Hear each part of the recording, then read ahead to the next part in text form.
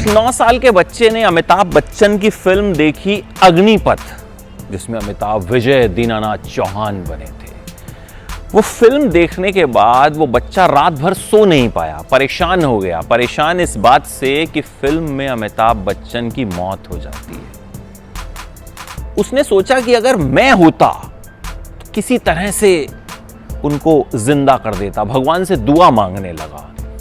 बच्चा बड़ा मासूम था, उसको पता नहीं था कि ये तो फिल्म है, कोई असल में थोड़ी अमिताभ बच्चन नहीं रहे हैं, फिल्म का किरदार मरा है। वो बच्चा था राजकुमार राव।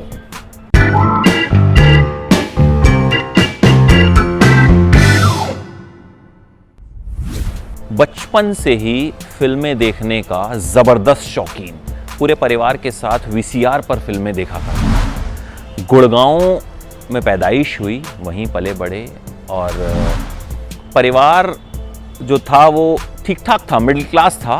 पिता पटवारी थे रेवेन्यू डिपार्टमेंट में, और कई बार हालात ये बने कि 2 साल टीचर्स ने ही राजकुमार की फीस भरी।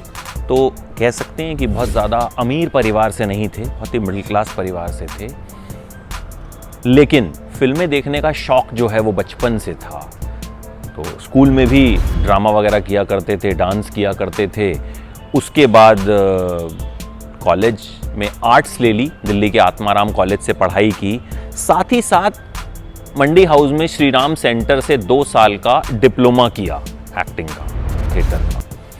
एक थिएटर कंपनी में 1 साल काम किया, और फिर पुणे के FTII का एग्ज़ाम दिया, और वो एग्ज़ाम क्लियर हो गया। वहाँ पहुँचे, पढ़ाई की, एक्टर बनना था। लेकिन बहुत माचो टाइप के तो राजकुमार है नहीं, अभी भी नहीं है, उस वक्त भी नहीं थे। एकदम कोई ऐसा तो है नहीं कि बहुत गोरे चिट्टे लंबे, ऐसे तो है नहीं। बहुत अच्छे एक्टर हैं, और उन्हें एक्टर ही बनना था। आ गए मुंबई। अब भाई मुंबई आए और शुरू हुआ स्ट्रगल का दौर। उस दौर में क्या होता था कि कई बार एड्स के ऑडिशन के लिए जाते थे। भाई कुछ काम नहीं मिल रहा तो एड्स के ऑडिशन के लिए जाते थे। और जब मुंबई में एक जगह है श्रीजी, अंधेरी में, वहाँ बहुत छोटे छोटे कमरे में 100-200 लोग मौजूद होते थे। एक दरवाज़ा खुलता था और देखते थे लोगों को और बोलते थे आप 4-5 को सेलेक्ट करते थे और बाकी को नॉट फिट कह देते थे। राजकुमार कहते रह जाते थे, अरे मैं पुणे से हूँ, FTII से, लेकिन कोई सुनवाई नहीं होती थी। चलता रहा। एक दोस्त थे विनोद, उनकी बाइक थी, इनकी भी बाइक थी। बाइक पर दोनों स्ट्रगल करने जाया करते थे। और उस वक्त हालात ये होते थे कि इनके पास ना तो बहुत ज़्यादा कपड़े थे और ना ही बहुत ज़्यादा मेकअप का सामान था। तो मुंबई के ट्रैफिक में जब तक पहुंचते थे तो गुलाब जल की शीशी रखा करते थे, उसी से अपने चेहरे को साफ करते, बाइक के शीशे में देखकर कंघी करते और अपना ऑडिशन देने चल पड़ते। खैर स्ट्रगल चलता रहा, बहुत रिजेक्शंस हुए। लोगों ने कहा अरे एक सीन है फिल्म में कर लो, आधा सीन है कर लो, लेकिन इनका क्लियर था कि भाई ठीक ठाक काम करूँगा, छोटा मोटा काम नहीं करूँगा। स्ट्रगल चल ही रहा था। तो उन्हीं दिनों एक बार पुणे गए और वहाँ अखबार पढ़ रहे थे, तो पढ़ा कि दिवाकर बनर्जी जो हैं अपनी फिल्म लव, सेक्स और धोखा के लिए नए एक्टर्स का ऑडिशन ले रहे हैं।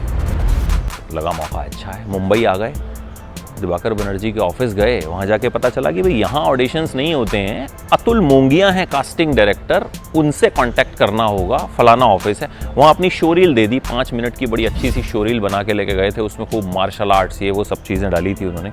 अब उसके बाद अतुल मोंगिया की तलाश इन्होंने शुरू की। फेसबुक पर अतुल मोंगिया डाला तो एक कॉमन फ्रेंड निकला। उस कॉमन फ्रेंड के थ्रू अतुल मोंगिया का नंबर लिया, अतुल मोंगिया को फ़ोन किया। 2-3 बार में उन्होंने फ़ोन उठाया और कहा कि मेरी असिस्टेंट है नेहा, इनसे बात कर लो। नेहा को फ़ोन किया, नेहा ने कहा अपनी तस्वीरें आप मेल कर दीजिए। इन्होंने तस्वीरें मेल की, कोई जवाब नहीं आया। फिर से फ़ोन किया, नेहा ने कहा अरे तस्वीरें मेल कर दीजिए। बोला मैं तो कर चुका हूँ मेल। नेहा ने कहा अच्छा फिर से कर दीजिए। फिर से की, पीछे पड़े रहे नेहा के। अल्टीमेटली ऑडिशन हुआ।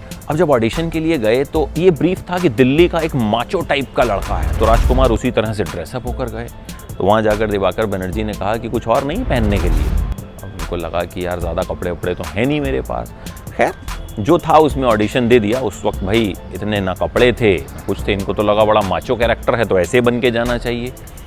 लेकिन इनका सिलेक्शन फिल्म के लिए हो गया, और जिस नेहा को इन्होंने अपनी तस्वीरें मेल की थी वो भी इस फिल्म का हिस्सा बनी, एक्ट्रेस बनी। तो जिन्होंने ऑडिशन लिया एक तरह से वो भी फिल्म का हिस्सा बन गए। इस तरह से पहली फिल्म मिल गई लव, सेक्स और धोखा। 11,000 रुपये उस फिल्म के लिए मिले। उस उसके बाद करियर शुरू हो गया। फिर रागिनी एमएमएस मिली, उसके लिए 1 लाख रुपए मिले। फिर किसी ने इनका नाम सजेस्ट किया और इन्हें शाहिद फिल्म मिली, जिसके लिए करियर के शुरुआती दौर में ही इन्हें नेशनल अवार्ड मिला। अच्छा, राजकुमार राव की एक बात और है, इनका कोई गॉडफादर नहीं रहा, लेकिन इनके पास गॉडफादर है। वो गॉडफादर है हॉलीवुड फिल्म गॉडफादर, जिसकी डीवीडी को ये अपना गॉडफादर मानते हैं, अपने पास रखते हैं। और ऐसा भी इन्होंने कहा कि 10वीं क्लास में इन्हें पहली बार जो है क्रश हो गया था।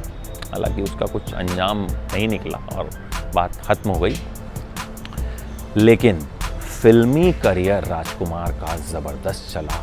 जिस भी फिल्म में आए एक्टिंग से छा गए। लोगों ने ज़बरदस्त तारीफ की कि एक ऐसा एक्टर आया है जो एक्टिंग की बारीकियों को समझता है, और इसी वजह से राजकुमार राव ने अपने करियर में जो छलांग लगाई वो आज तक जारी है। एबीपी न्यूज़ आपको रखे आगे।